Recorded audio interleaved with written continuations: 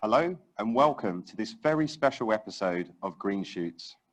So as some of you may know, we started Green Shoots way back in March, which seems like an eternity ago right now. And so we started Green Shoots to bring together the fintech community during lockdown in a time of need.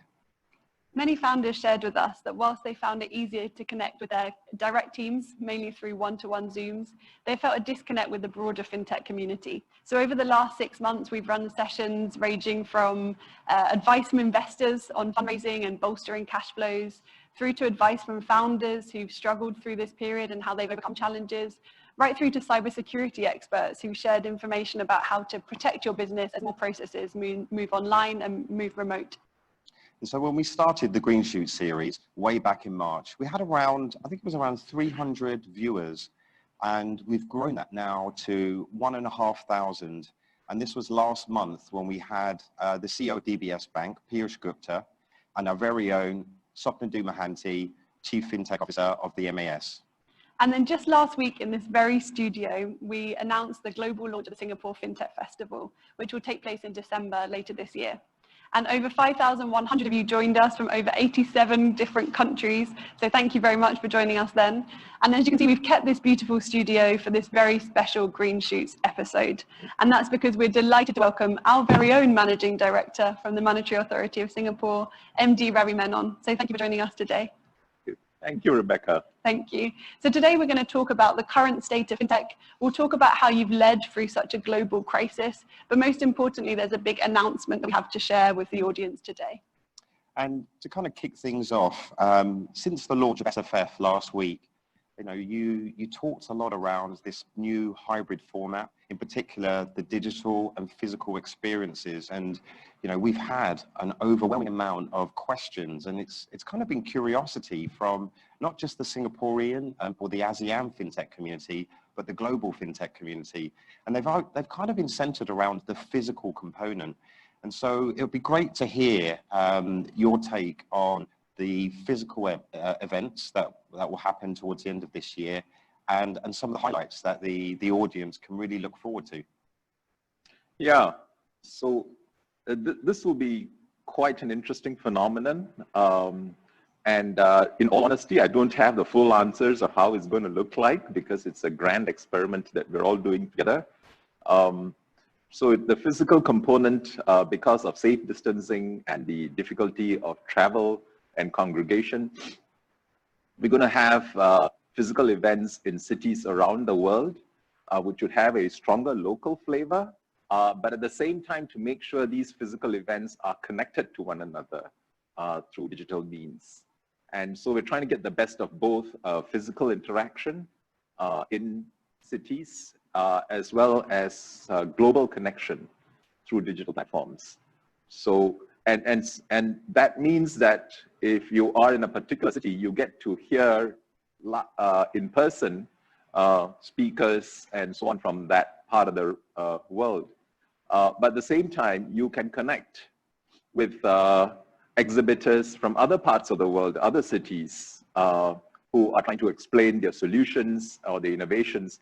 And those are occasions where you can actually have even one-to-one conversations, either to make a deal, to find a solution, or to match a buyer and a seller. So we're trying to capture the best of both. But to be perfectly honest, exactly how this is going to work out, we'll have to see. But that's the idea, and that's what we're working towards. And any particular countries that you can share with the audience today? We've already had good partnerships and commitments from several countries in Europe, the UK, France, Germany, United States, and we're in active discussions with our ASEAN neighbors. So we hope to see a few ASEAN cities also being plugged into this global phenomenon. And of course, India. So we'll have connections to cities in India as well. Thank you, MD. We'll have more time for Q&A towards the end of the session on Singaporean fintech and the ecosystem that we have here. But I think it's time to hand straight back over to you to share with us and our audience today the announcement for the fintech sector. Oh, thanks, Rebecca. Thanks, Pat. So maybe I'll start with, I'll start at the beginning. So 5 years ago, we had a vision to make Singapore a smart financial center, a financial center where innovation is pervasive and where technology is used widely to increase efficiency, to create new opportunities, to manage risks, and most importantly, to improve people's lives. And a new buzzword was emerging on the scene at that time in 2015. It was called Fintech. And we set our goal then to become a leading global Fintech hub. Although frankly, we were not sure exactly what Fintech was at the time, but we knew it was important and we knew we wanted to be a leading global hub. Now, at the core of that drive and that ambition was a deep conviction, a conviction that technology will fundamentally transform financial services. And if Singapore's financial sector stood still, we would be washed away by the waves of technological change. And the tides were indeed coming in at that time. Digital and mobile payments, for instance, blockchains, cloud computing, big data, data analytics, artificial intelligence, learning machines, and the like. So together with the industry, MAS, Monetary Authority of Singapore, is set about creating a fintech ecosystem, an ecosystem that embraced both the incumbents and the insurgents. So we wanted to facilitate the digital transformation of established licensed financial institutions operating in Singapore, banks, insurers, asset managers, so that they can innovate and compete with the best.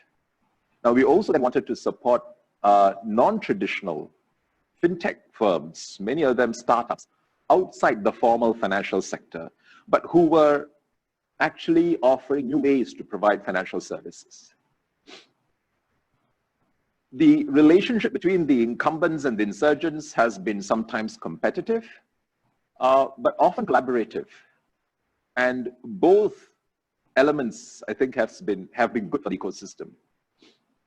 We adopted a multi-pronged strategy to build what is now regarded by many as one of the most vibrant fintech ecosystems in the world. First, a conducive regulatory approach that facilitates innovation while managing the risks. We simplified rules, we selectively eased licensing criteria, we provided guidance on new areas like cloud computing and robo-advisors, digital tokens.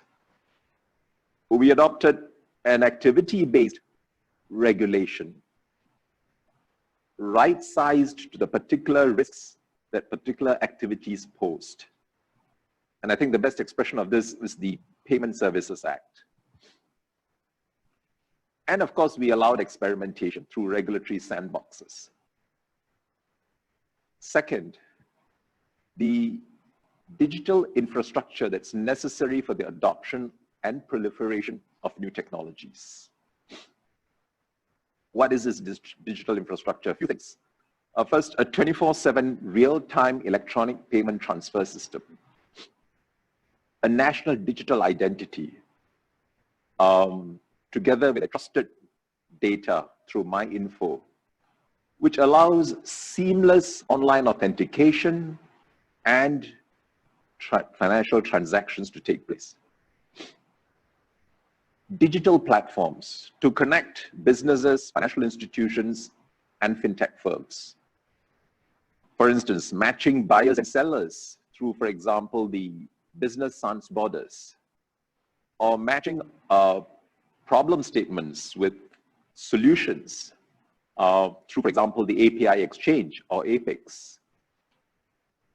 The other dimension of digital infrastructure, cross-border data and digital connectivity agreements, such as the one that we have with Australia now, and pursuing with a few other countries, so that there is interoperability across borders when it comes to digital transactions and data transfers.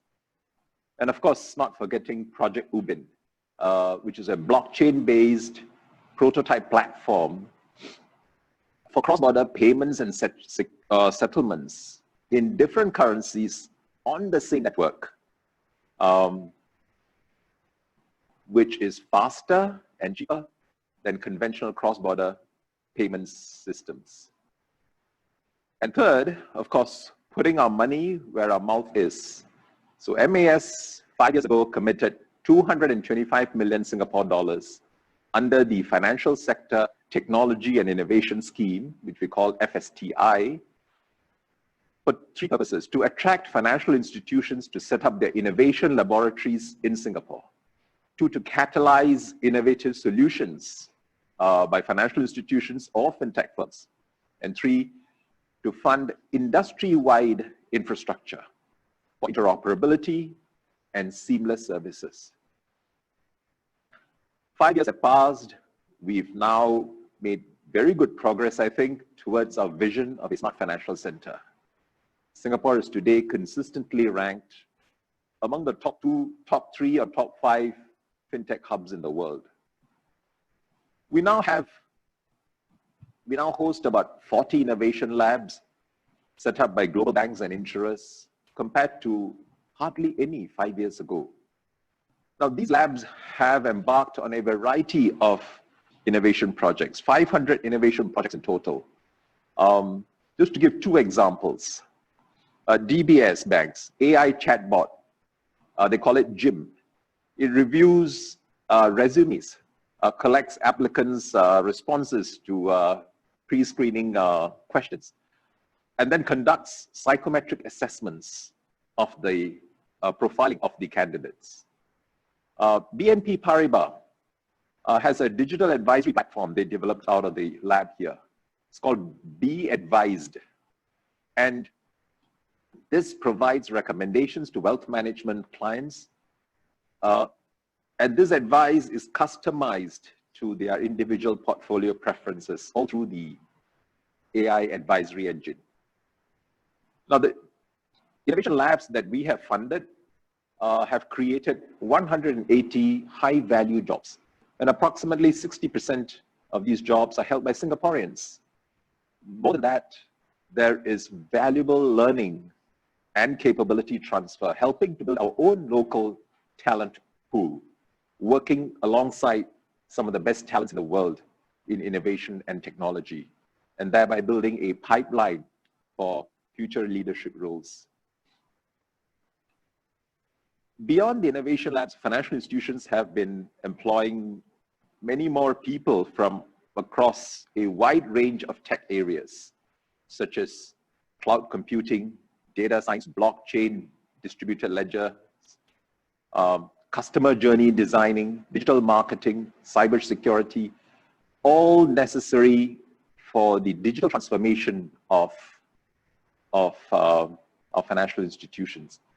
And these jobs account for a very good number of the 22,000 net jobs that the financial sector has created during 2016 to 2019, which is quite amazing given the global retrenchment in financial services activities. Outside the financial sector, our fintech startup community has grown exponentially. 5 years ago, we had about 50 fintech startups. We now have more than 1,000. Last year, fintech firms attracted a record 1 billion Singapore dollars of investment. More amazing, for the first half of this year, right through the COVID-19 crisis, the fintech sector continued to attract equity funding and M&As amounting to 650 million Singapore dollars. And the fintech sector has also been a powerful creator of jobs. Data is not very good, but we estimate that there are nearly 10,000 people employed by fintech firms, many of which are also classified as part of the financial services sector. We have seen many examples of innovative solutions that use technology to meet the daily needs of consumers of financial services coming out of the institution-based innovation programs. The proof of concept grant, for instance, we have a POC grant under the FSTI, which provides funding support for experimentation, for development and dissemination of such solutions. One example of successful commercialization is SoCash, a fintech startup which partnered Standard Chartered Bank to pioneer micro cash distribution in Singapore by turning any retail shop into an ATM alternative and allowing users to withdraw cash at the checkout. And SoCash, after that, managed to raise $8.2 million Singapore dollars in Series B funding to expand its distribution network into overseas markets such as Indonesia, Malaysia, and Hong Kong. And the financial industry has also now begun to make progress in frontier technologies like AI, which are going to be even more transformative in the next 5 to 10 years. So we have the AI and Data Analytics Grant, the IDA grant, which has helped to promote the adoption and integration of AI and data analytics in financial institutions. MAS has funded 23 IDA projects, published 5 requests for proposals on topics ranging from quantum computing to explainable AI. To promote the responsible use of AI and data analytics, MAS and the industry came together. We co-created the FEAT principles: fairness, ethics, accountability, transparency. Very important for people to have confidence in the use of AI and data analytics. Perhaps the most valuable payoff, if people ask, so what has FinTech achieved? The most visible payoff for the investments that have gone into technology is in how well the financial industry has responded to COVID-19 and been able to continue serving customers. Imagine if there was no retail electronic payment systems or infrastructure for digital banking or buying insurance online or trading from home. How would we have coped with circuit breakers and lockdowns? If the financial industry had not built up its digital capabilities during these last 5 years, it would not have been able to continue operating without disruption, let alone grow by more than 5% during the first half of this year, when the overall economy contracted by 6.7%. But we're still only about halfway through our journey towards becoming a smart financial center. COVID-19 has shown that the world is changing in ways that we could never have imagined. The pace of digital transformation will only accelerate. So our work is not done yet. Now, we will announce at the Singapore Fintech Festival that is coming up in December this year, more of our plans and initiatives for the next stage of our FinTech journey and how we can all work together across borders to make this a reality. But let me share with you here what we're willing to commit by way of funding. Money talks, right? So if you recall, of the $225 million that was committed in 2015 under the FSTI, we have utilized about half the amount. So I'm pleased to announce that MAS will roll over the unutilized portion and augment it with additional funds to make a fresh commitment of 250 million Singapore dollars for the next 3 years under FSTI 2.0. But let me share with you very quickly 3 key enhancements that we'll make under FSTI 2.0. And this is taking on board a lot of industry feedback. First, FSTI 2.0 will encourage the expansion of the existing innovation labs and further develop Singapore talent in FinTech and innovation. The Innovation Lab grant under the FSTI 2.0 will co-fund 50% of the salaries of incremental Singaporean hires for a period of 2 years. Second enhancement, FSTI 2.0 will encourage more experimentation and early stage development of novel solutions in the industry by enhancing the POC grant. We will double the funding cap of the POC grant from $200,000 Singapore to $400,000. This will support POCs that are larger in scale and more complex in nature. We will also introduce a merit-based tiered funding approach.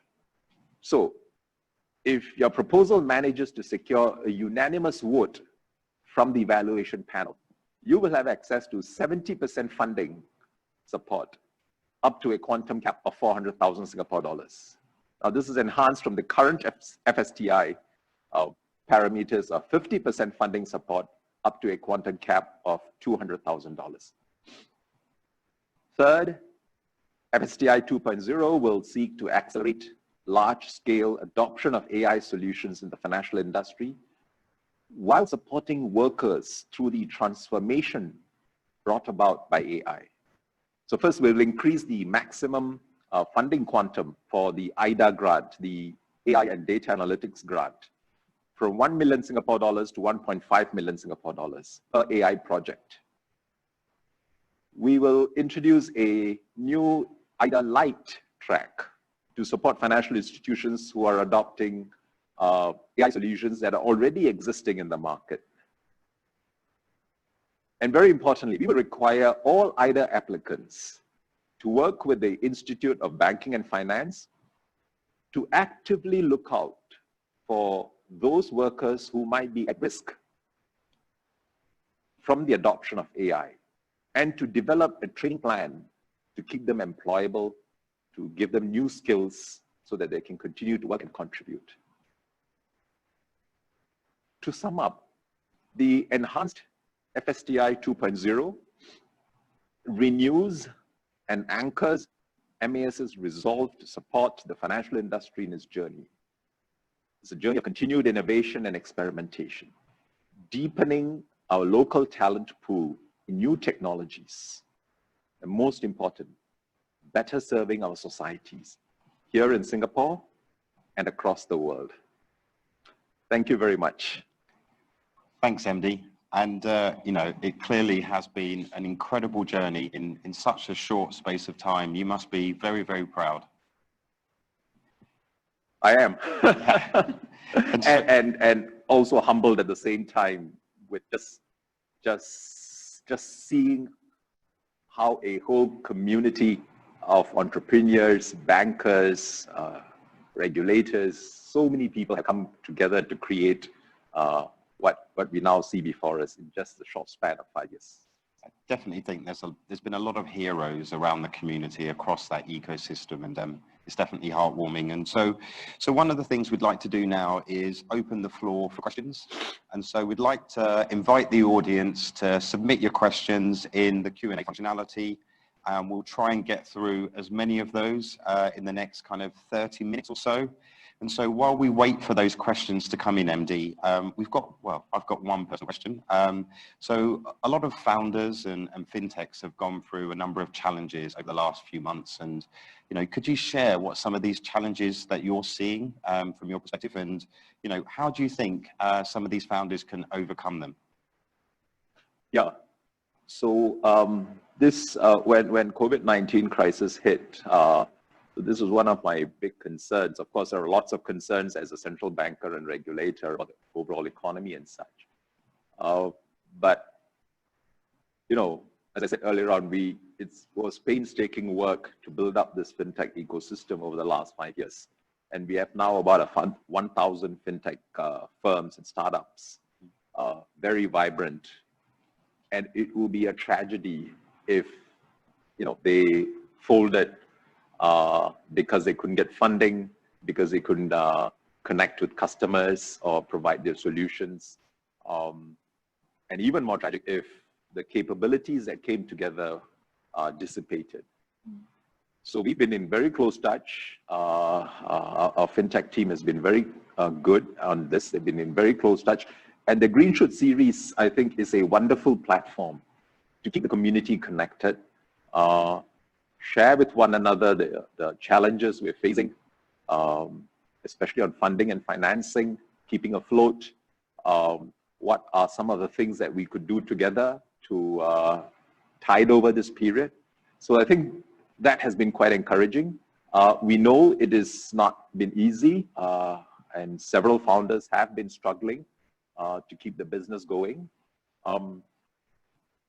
And that's why we put in place several measures. The Singapore Fintech Association, AMTD, and MAS came together to put together a $6 million grant.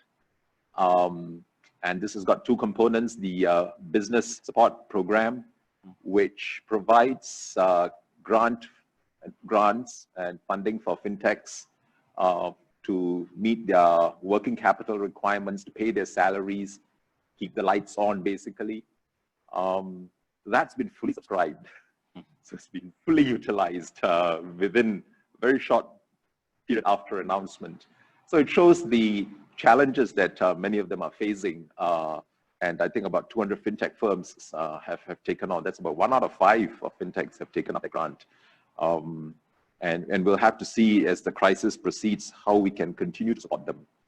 We also have another grant, the Business Growth Grant, because it's not a time to sit still. We need at the same time to think about the future and start preparing for that. And so for those fintechs who have proof of concept, who have new ideas and want support for solutioning, we also provide, and this is a $4.5 million grant scheme. And there too, we've been seeing take up, not fully utilized yet. So I would really call on the fintech community, don't stop those ideas from coming. There's money, keep pursuing your dreams and your ideas. We will support you. And when we come out through the crisis, we'll be in a much better position. Thanks, MD. There's a huge number of questions coming in, so we'll see how much we'll get through in the next half an hour. But I'd like to start with some specifics about the scheme that you've just announced. There's a question here about the success rate of POCs to date. So you shared a bit more about the enhancements to the POC scheme. Can you share about how they've been going so far in this 5-year journey? Yeah, so I said we have had about 500 of those grants. About 40% of those have gone on to, not 500, sorry, of the projects we've supported, about 40% have gone on to implementation and productization. Is that a good sign or a bad sign? I think in the innovation space, in the world of experimentation, 40% reaching implementation is a huge number, it's a huge proportion. I would also say, so I'm very encouraged by that personally. I didn't expect such a high proportion making it. Maybe MAS was very stringent with our criteria to allow these grants to go ahead. But be that as it may, I think there is probably more value, if I may say so, or even more learning in the other 60% that did not go on to implementation. Because those experiences of trying but not being able to pull it through to implementation for a variety of reasons. It could be technological, it could be economic, whatever. But those learning experiences, I think, just can't be measured. And so in a funny sort of way, that learning is to be as much valued as the 40% that went into implementation. So we've got another question here that we'd like to ask around the Singapore financial sector, and it's kind of stayed resilient and stayed positive. And so to what extent is this due to fintech? Yeah, that's good. I think I have no doubt that the investments that the financial sector has made in the last 5 years and some even longer than that in their digital transformation, their ability to move more of their businesses onto online platforms, to connect with their customers and their suppliers and their counterparts digitally. All that has helped tremendously.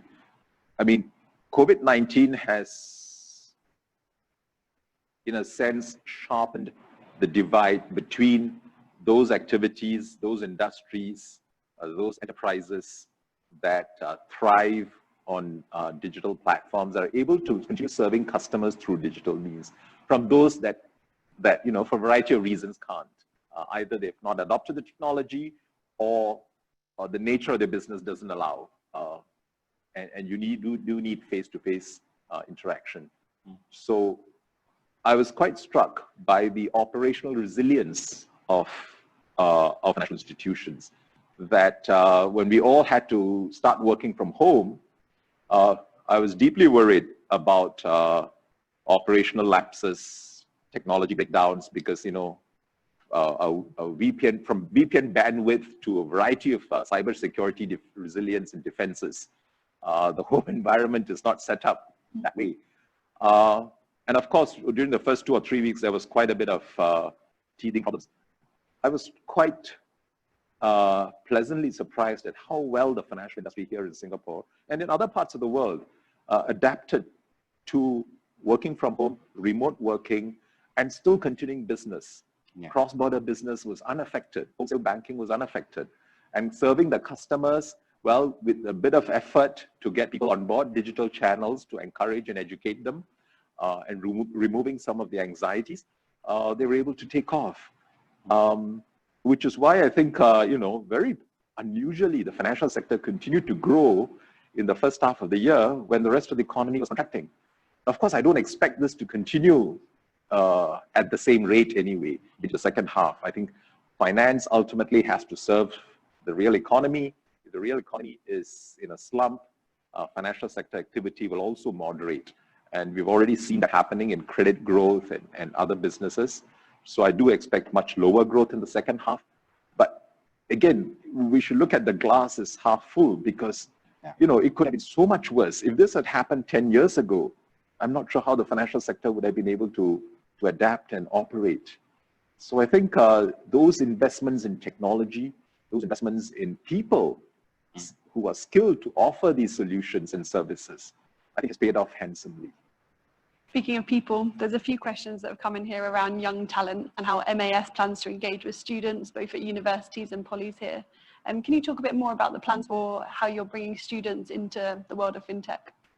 Well, every year at the Fintech Festival, okay, I should not say this too openly because many of you pay quite a bit to come to the Fintech Festival, but we give many of our students a free pass, right?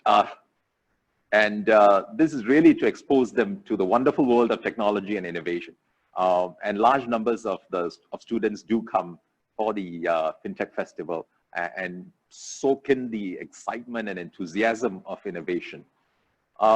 And of course, quite beyond the buzz and excitement, there is real technology that people need to understand. And so we actively reach out to our institutes of higher learning, look at their curriculum, discuss with the faculties as to how the curriculum can be adjusted to help the graduates, the students who come out of our institutes of higher learning be more job ready. We do roadshows and reach out to the students directly. And we are working very actively with both the financial institutions as well as the fintech firms, increasingly now, to take in interns. Nothing like internships in a tech startup or to work in the technology unit or arm of a major bank or insurance company to pick up what the job market is like and what are the exciting things going on.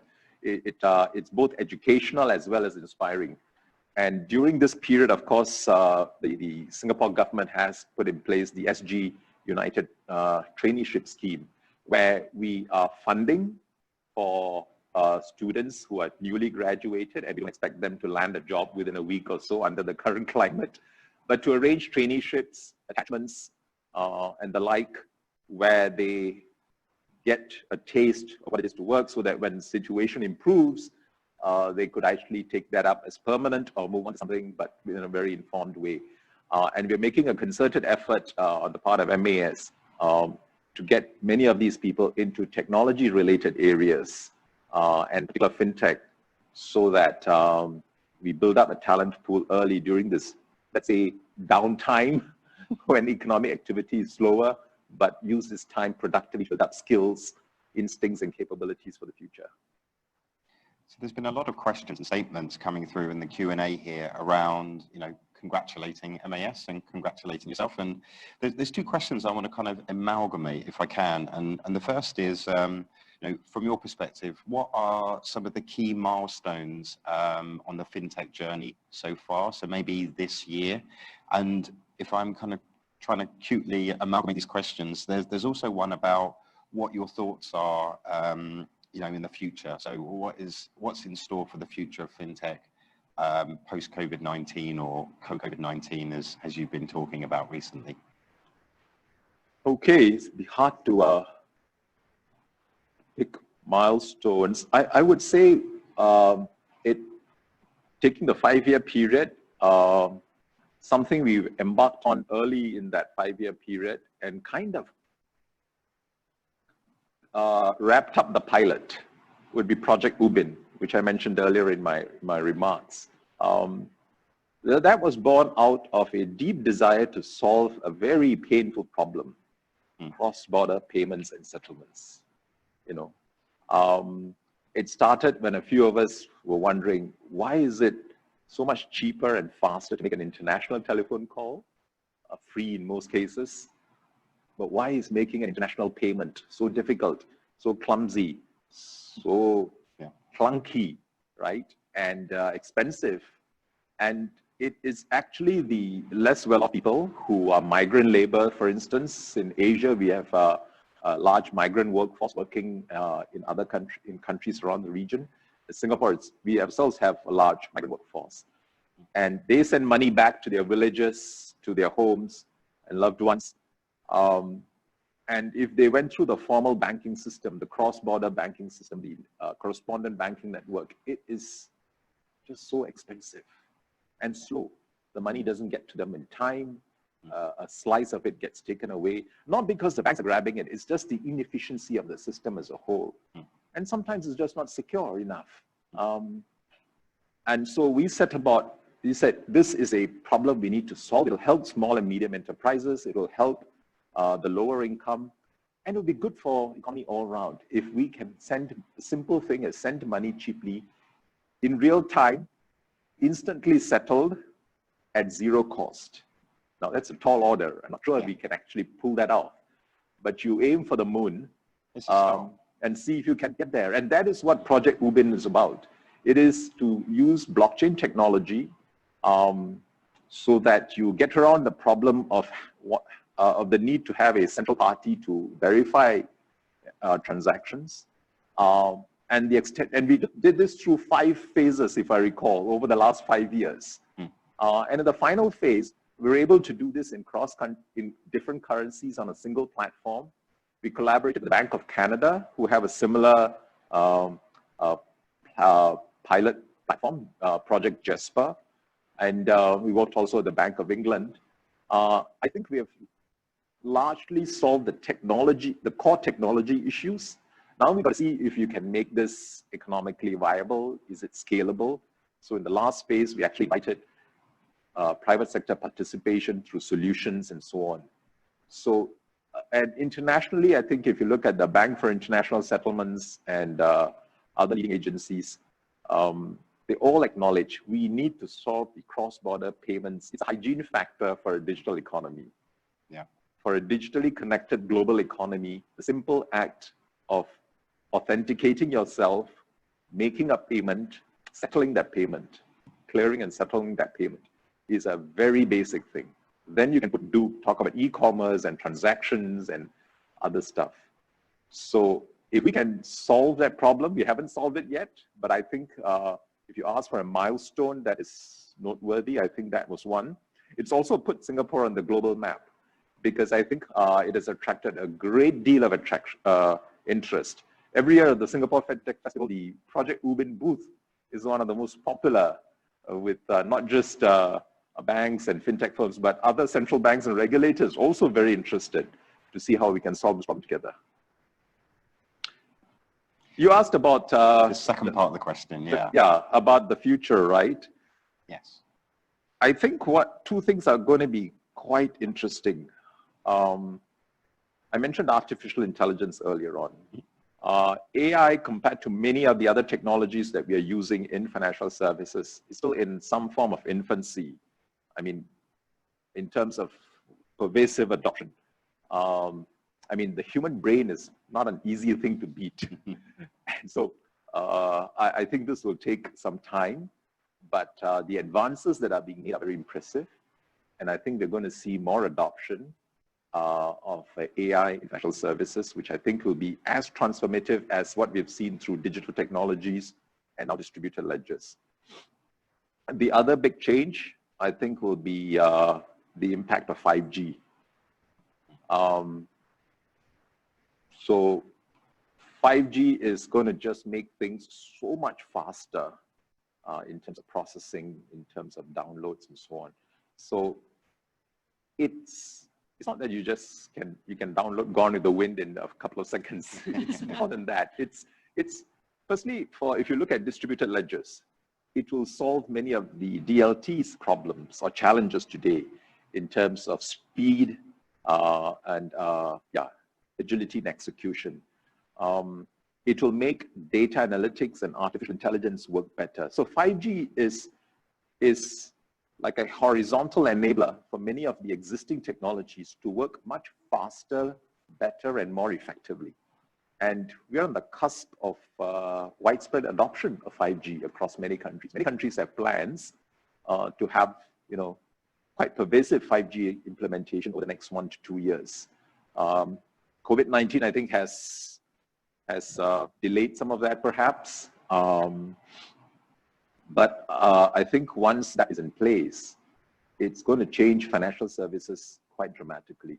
We're going away from just merely online and digital banking to maybe interactive banking, where you get as close to an in-person experience as you can, but still through a digital platform. And for that, you need something like 5G and its speeds. Sticking with this theme of what's coming next, and maybe this is a question more on the regulatory side. In fact, there's a couple of questions that are coming up around open banking and MAS's position on open banking. Will we start to see similar concepts that have emerged in Europe and US? Would love to hear more about your thoughts. Yes. So I think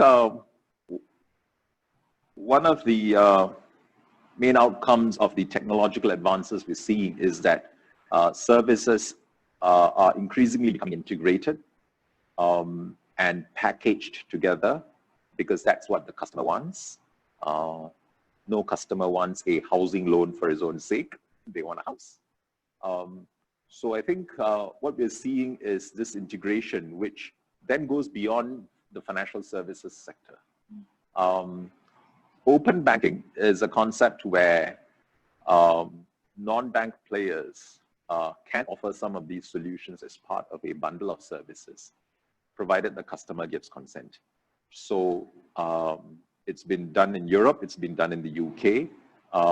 Early stages still, it's not pervasive yet. We have a similar vision that we should put this customer at the center of everything we do, and the customer should be able to give consent for his data sitting in various places to come together to serve his needs better. A very simple thing. Many of us, despite all the advances in technology, do not have an integrated personal balance sheet or a personal financial statement in real time. Our bank accounts are different places, our insurance policies are different places, we have tax relationships, tax liabilities and payments, we have social security, and we have an investment portfolio sitting with some stockbrokers or asset managers. It's all over the place. And each of them is giving you advice which you're not sure, do they all make sense when it comes together? And it's not for want of trying. There are attempts to try to solve that problem by, bringing all that information together in one place so that you can look at your finances holistically, plan for your future, plan for your retirement, plan for your children. But the technology exists, but the interoperability doesn't exist. And that's what open banking tries to achieve. So we are very serious about it, and we are developing tools, working closely together with the Ministry of Manpower, which may seem odd in other countries, but Ministry of Manpower in Singapore has a responsibility for retirement adequacy, and the bulk of financial planning we do is really for our golden years. So we have a very good partnership with the ministry, and we are developing a a digital service that will allow this different information to come together. And we've been in very advanced discussions with the banks to do it. See, unlike other countries where this came from a competition perspective and was imposed as a regulatory requirement, we are trying to do this together with the financial industry, that this is good for everyone. It does mean more competition for you, but it also means you can compete with others better because you will also have more information. And an important principle that we have is that there should be reciprocity. If it can't be a case where one party provides data and the other party does not. And I think this is a complaint you hear often in Europe, that the banks have to provide data, but the non-banks are not providing data. And if it is a one-way street, I think that's not quite fair to the banks. The banks should be also be able to access other data and see if they can provide technology solutions that can match these non-bank players. So we are very focused on ensuring that the playing field is level. And so that's why we're starting with the financial industry first. And then as we progress, we got to find ways in which there is data sharing, reciprocity, and mutual obligations.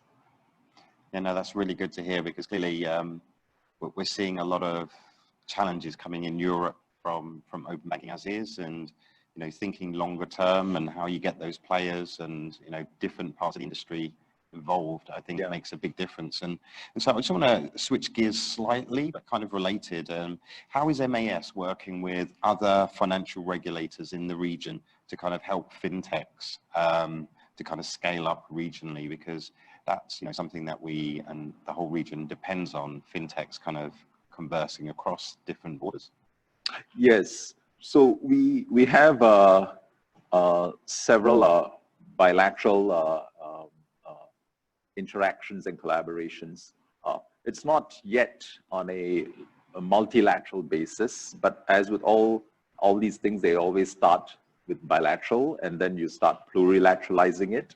So for instance, we have been working very closely with the Bank of Thailand, it's our counterpart central bank in Thailand, to connect our retail payment systems.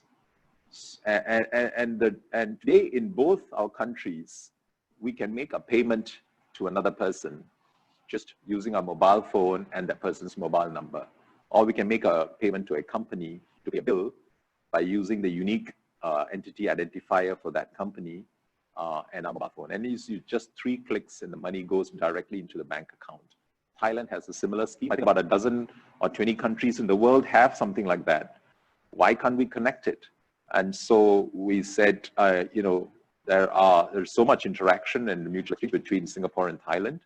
Can a Singapore medium SME, for instance, send money to a supplier in Thailand just using mobile number and the UEN?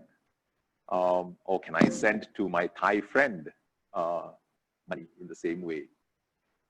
And we've been working on this for now about 18 months. As you can imagine, there are interoperability issues we need to address, but I think we're making good progress. I'm pretty confident we'll achieve that because there is strong resolve, the technology architecture broadly compatible, and with a little bit of effort and tweaking, we can make it happen. We also have dealings with India. India, as you know, has one of the most advanced digital identity architectures, the Aadhaar scheme. And they've also interfaced that with the UPI, the United Payment Interface, which allows for kinds of peer-to-peer transactions, bank account-to-account transactions that I just described. And so we're also exploring how we can align the digital stack in India and the digital stack in Singapore. Identity, data, and payments, so that it's a more comprehensive connection between the two countries. We're also in early stage discussions with the UK, how to establish trusted data corridors so that data can flow freely across the two countries and digital transactions can take place. Today I can open a bank account in Singapore without going to the branch. I can do that entirely on digital. Can I open a bank account in London on the same basis? Now that requires a tremendous amount of interoperability and connectivity, and common protocols, standards recognized, and so on. You don't want to risk money laundering and other things. But those are the visions, and we have a few very interesting projects with several countries on things like these. There's a question here that I think that's related to that around technology and trade tensions that are happening globally at the moment, and maybe that picks up on some of what you're talking about how we ensure regional connectivity. But how do you think Singapore's fintech plans might be affected by some of these tensions? Yeah, it's a good question. And it's not just fintech. I think more broadly, many of our economies will come under tension from these trade and technology conflicts. The trade conflicts are, well, without minimizing the problem, are in some ways easier to handle. And I mean, we've seen in the last 1 or 2 years how agile many businesses have been in reconfiguring the supply chains, making adjustments to overcome trade barriers and so on. I think there's a great ingenuity in the private sector to live with. Not a full-blown trade war, but trade conflicts and tensions of the kinds we've seen, which are, of course, getting more worrying. Now, I'm even more worried about the conflicts over technology, because unlike trade, goods and trading goods especially, when it comes to technology, a lot of it is so deeply embedded in the products and services. Where does a particular chip come from? What are the dependencies of that chip with other components? The software, how do you disentangle what comes from where? So unlike trade, where you can draw sharp lines, technology is so embedded and intertwined in much of what we do, what we trade, the products and services. If there's going to be a bifurcation, if there are going to be prohibitions on using some technologies or employing certain technologies, that's going to be hugely difficult to handle. Because I think even more than so than in trade, the world is a lot more interconnected when it comes to technology. So, short answer, it is worrisome. It is worrisome.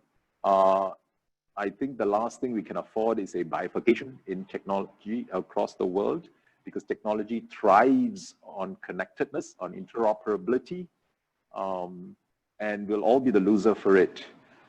So we'll have to, maybe that is yet another challenge for innovators. Given that you have, if you're going to have this bifurcation, how do you get around it? How do you create systems or architecture that is open and interoperable in ways that will still, you know, not break any rules or prohibitions or laws, but still allow things to happen? I don't know. I don't know. It's, but maybe that's another thing that we have to think very hard about. I completely agree. I think wherever there are these big challenges, there are opportunities to solve those challenges, and hopefully we start to see some of those things as well. And so one of the questions I've got here is around, you know, what are some of the lessons you've learned from leading the financial sector during this crisis? So I've got a professional one, and then I've got a personal one that I'll ask afterwards. But what are some of the, you know, the lessons that you've learned? Well, the one lesson that's been reinforced of sorts is build up your buffers in good times. Because it's only when a storm like this hits, then you are, you know, glad that you spend time maintaining your boat, making sure it's sturdy. There are no holes. And we are thankful that during the good years, our financial system has built up very healthy buffers. It is not the most popular thing. And yes, you are in a way probably not optimizing when you keep buffers, capital, liquidity, keeping your leverage low, don't overstretch, be strict in your provisioning. These are all very good conservative bank practices. Also for insurance, maintaining good solvency margins, always looking out for that 2 or 3 sigma event, and are you resilient?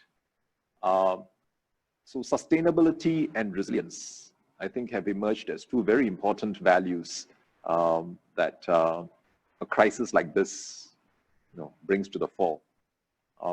So that's a lesson that we're able to do what we're able to do because of that. More broadly, beyond the financial sector, if I may say so, that Singapore has been able to put in place massive fiscal support for businesses and individuals to the tune of 12% of GDP. It's one of the highest in the world, without borrowing a single cent, entirely drawn from our reserves accumulated during the good years, surpluses that were stashed away instead of being spent for today, but to be kept for a rainy day tomorrow, because right now we are in the midst of a huge storm, and we've been able to draw on that without forfeiting future generations with debt. I think it's just struck me so deeply that the wisdom of building buffers, both for our banking system and for the country as a whole. The second lesson I would say is the importance of innovation and ingenuity. And you're just heartened to see how from fintech firms to big corporates to non-governmental organizations, the people sector, charities, everyone getting more creative. How are we going to deal with this crisis? How are we going to continue to do our jobs, our functions, and our duties? And so these stories of how people have exhibited courage, resilience, creativity. So that again reinforces the other key lesson is how important these attributes are during times of crisis. Yeah, some amazing sound bites there, and I think build your buffers is a sound bite that will live with me for some time. And I just want to kind of move slightly to your own personal journey on here. And so we've talked about what you've learned, the lessons you've learned from a professional perspective, but from you personally, what's been the one lesson that you've learned in the past, say, 3 to 6 months? The importance of hanging together, teamwork, looking out for one another. So as an organization, I described earlier on how, just like the financial institutions, I think the MAS has done very well adapting, we're all quite happy working from home and actually quite productive.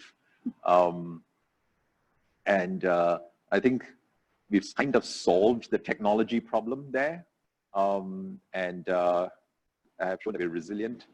But there's something that's much deeper than that that's important, which is teamwork, cohesion, looking out for one another, because this is a trying time for everyone actually in different ways. We all have anxieties, whether it's for our safety or health or that are for loved ones, for our jobs or our careers, a variety of things. The news is all bad around us. And so that part of it can't be the importance of that cannot be minimized. And their technology can't help. I think it's the human heart that matters. And that has, I think, come across quite strongly in how people look out for one another. A friendly call, a chat, staying connected is so important, and staying positive. So in MAS, so now that I can't see people face to face, I do more letters. And one thing I keep saying, and it's kind of becoming a slogan, is, well, first, stay safe. Don't take chances. This is a very infectious disease. And to all our viewers too, please stay safe. This is, if we all can break the chain, I think we can get out of this. Stay connected, very important. Zoom is wonderful. We can see each other, we can talk, but stay connected in a real sense, in a deeper sense. That's important. Be that with your friends and family, with your colleagues, stay connected, because I think those human interactions matter a great deal during times like these. And stay positive. don't let this get us down. We will definitely get through this. We will overcome this. And in Singapore, we say we want to emerge stronger from this, and we will.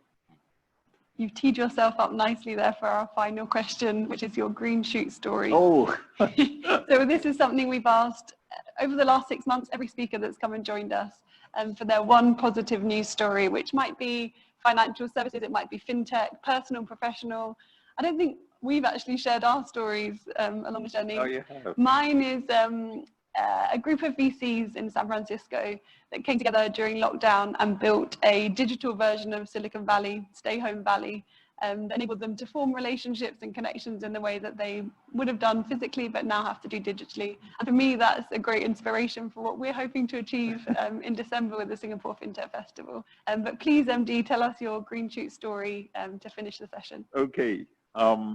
So I'm going to mention something that hasn't happened yet, but for me that is already my green shoot story. That's already an inspiration for me, and that's what we started this conversation with, which is the Fintech Festival Switch that's coming at the end of the year in December. So of course, you know, back in January and February, early March, we said, okay, we have a pandemic. It'll probably, you know, peter out by the end of the year and we'll be back to normal. Then as April, May, June ground on, we realized that, you know, as all of us across the world realized, this is going to be with us for a while. And even now, when we see countries trying to open up, secondary waves of infection are rising. So we are really going to be in this kind of situation for some time. And so we started asking, so what does this mean for the Fintech Festival, which is grounded on the principle, on the idea of getting people from all over the world, 130 countries last year, 60,000 people together. That interaction and buzz is so central. And if people can't travel and if people can't get together, what does it mean for the festival? But you know, I have an amazing team, you guys, and the rest of your team, that never say die spirit, to then say, why don't we make a virtue out of this adversity and come up with something that's totally different? And so that is what we've started this conversation with, a digital experience and a physical experience. We don't want it to be completely digital. There are, with safe management rules, ways in which we can have a physical event. And why confine to Singapore? Why not have it around the world, in leading cities around the world, since people can't travel? But why don't we let them congregate in smaller groups in cities, and then also connect with one another digitally? It's a wonderful idea. As I said, when we launched this, I'm not sure it will work, but has that ever deterred this community? Never. It's the trying. It's a great idea. If it doesn't work entirely well, I'm sure the next time we or somebody else will do it better, learning from those lessons. But of course, we want to make it work very well the first time. We are determined. No pressure. Yeah. But we'll do all we can to create the same experience. And now, and if you think about it, what is inspiring about this is that actually it can be even more inclusive than anything we've done before. We started with 13,000, then we went to 30,000. Now, last year was 60,000. And we're wondering, physically, can Singapore accommodate the convention center? How many more can we take? But now that's no longer a constraint. You can have a truly global community participate in the Singapore Fintech Festival. Okay, I dare not put a number, but I think it can be much more than 60,000. Last year, we had 1,000 exhibitors, and that's physical booths, crammed quite closely together and lots of people jostling around. Today, we can have exhibition booths across the world, and technology like this allows us to have pretty good conversations, the ability to demonstrate solutions visually, ask questions, follow up. strike deals. And we're hoping that we will continue to have fintech startups, especially now that you are having a global platform and a global connection, reach out to more potential investors. And investors can also now reach out to far more startups, solution providers, and so on.